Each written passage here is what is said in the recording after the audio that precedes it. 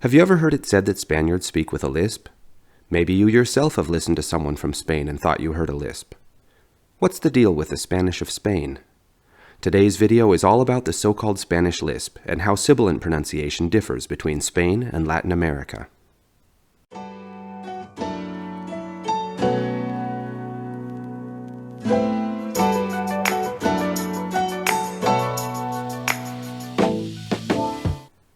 Okay, so what is the truth about the Spanish lisp? The truth is that standard pronunciation in Spain is not a lisp.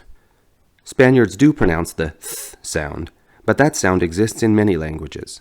Would you say that English speakers are lisping when we say words like with and theater? Did we used to say wis and theater until a king came along who had a lisp, and then we all started lisping? No? So why do some people say the same sorts of things about Spaniards when they pronounce words like cena and abrazo? I think there are two main reasons why people say that Spaniards have a lisp. The first is spelling. In English, the th sound is spelled th, while in the Spanish of Spain, the same sound is spelled with a soft c or z. In English, when we hear someone pronounce th in place of a soft c or z, it often is because the speaker has a lisp. So as English speakers, we have a built-in expectation about the spelling and pronunciation of those sounds. And the second reason is that Latin American Spanish has no th sound. Although Spain is the origin of the Spanish language, today's Spaniards are a minority of Spanish speakers worldwide, so most students, certainly a large majority of American students, are introduced to a Latin American variety of Spanish in their high school or university Spanish classes. All of this contributes to the impression that Latin American Spanish is normal, while the Spanish of Spain somehow diverges from normal. So it seems to us that if Spanish from Spain has a th sound, it must be a speech defect. The facts, however, are that dialects of Spanish in Spain are just as normal as dialects in Latin America. The th sound is no more a speech impediment in the Spanish of Spain than it is in any variety of the English language. And the story about a Spanish king who had a lisp is not only silly, but as we'll soon see, doesn't explain actual Spanish pronunciation. Now, the topic of sibilant sounds in Spain is a very interesting one in Spanish dialectology, and it's what we're going to talk about in just a minute. A few points before we continue. So as to not keep repeating the phrase, the th sound, I'm going to refer to that sound as theta, and I'll also represent it with its IPA symbol, the Greek letter theta. I normally speak Spanish with a neutral South American accent, so to demonstrate the pronunciation of Spanish from Spain, for this video I've recruited a native Spaniard, Javier, who speaks with a standard accent of central Spain. You will hear his voice a little later in the video. With that said, let's talk about the sibilants in Spain. Old Spanish, spoken centuries ago, had a bunch of sibilant phonemes. As the language evolved into modern Spanish, all those phonemes merged into two in some parts of Spain, into one in other parts, and into a different one in other parts. In northern and central Spain, and from there spreading to most of Spain, the 8 sibilants merged into s and theta. Dialects that use this system pronounce the letter s as an s sound, and pronounce soft c's and z's as theta. In Spanish linguistics, this system is known as Distinción, because it makes a phonological distinction between the two sibilants, s and th. In some parts of southern Spain, the 8 sibilants all reduce to just s. Dialects deriving from this system have no theta. S's, soft C's, and Z's are all pronounced as an S sound. Linguists refer to this model as seseo, and apart from this region of Spain, seseo is also the model of sibilant pronunciation everywhere in Latin America. In other parts of southern Spain, all 8 sibilants reduce to a sound similar to theta, which phoneticians represent different ways, and in this video we'll represent as theta with a little thing under it. Linguists refer to this model as ceceo, and I suppose that if any dialect of Spanish could be said to have a lisp, it's this one, since S's, soft C's, and Z's are all pronounced with a sound similar to theta. Something important to know is that non-linguists often use the word ceceo to refer to the model linguists call distinción, and most of these non-linguists are unaware of the difference between ceceo and distinción. Keep that in mind if you read articles, watch videos, or have discussions with people about Spanish in Spain. Often, when they say ceceo, they're referring to what linguists call distinción. Okay, so this is the geographical distribution of the 3 systems of sibilant pronunciation in Spain. But you have to remember that geographical distribution isn't everything. The three systems do not all enjoy the same social prestige.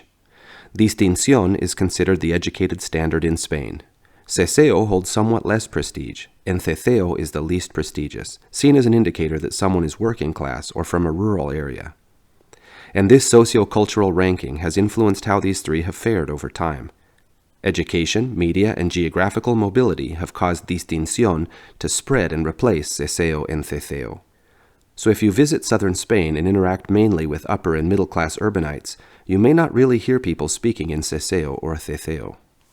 Another consequence of the social stratification of pronunciation and the spread of Distinción is that almost no one in Spain today, even working-class people or people in rural areas, speaks pure seseo or ceceo.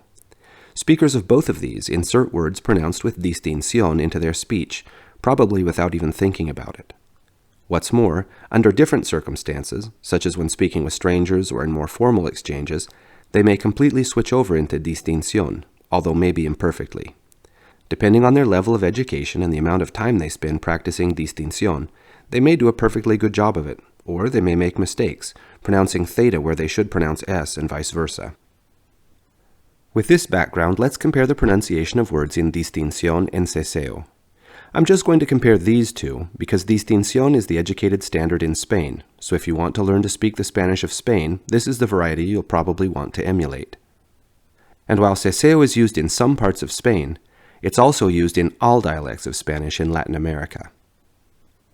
Okay, as I mentioned earlier, first Javier will pronounce a word in Distinción with a standard accent of Central Spain, and then I'll pronounce the same word in seseo with a typical South American accent, and we'll go word by word like that through the whole list.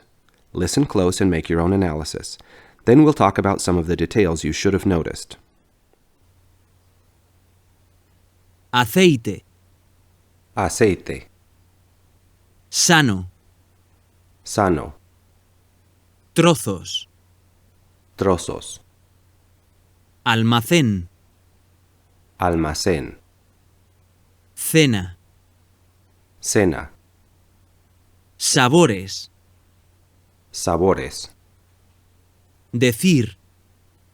Decir. Acentos. Acentos. Sucio. Sucio. 5. 5.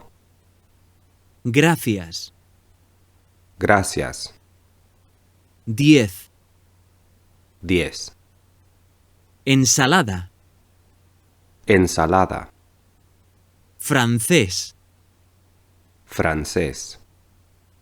Cruz. Cruz. Fácil. Fácil. Vecinos. Vecinos. Hacer. Hacer. Decisión.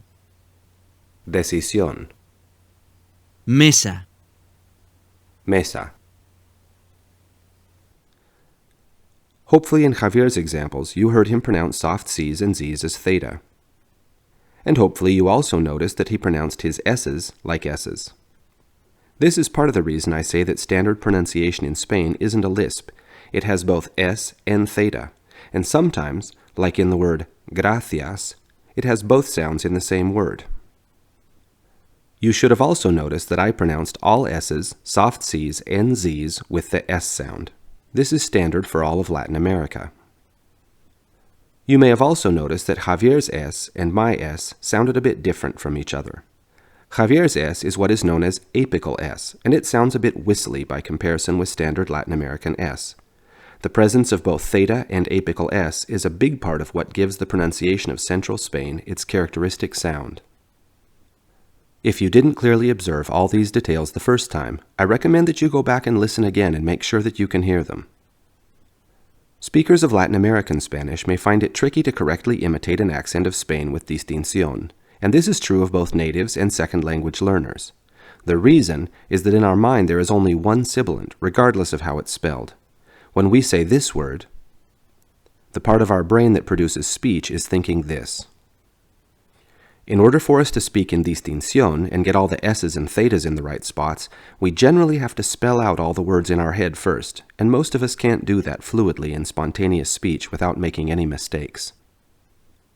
When trying to imitate a Spanish accent with Distinción, Latin Americans either pronounce all the sibilants as theta, or they sort of sprinkle thetas into words randomly.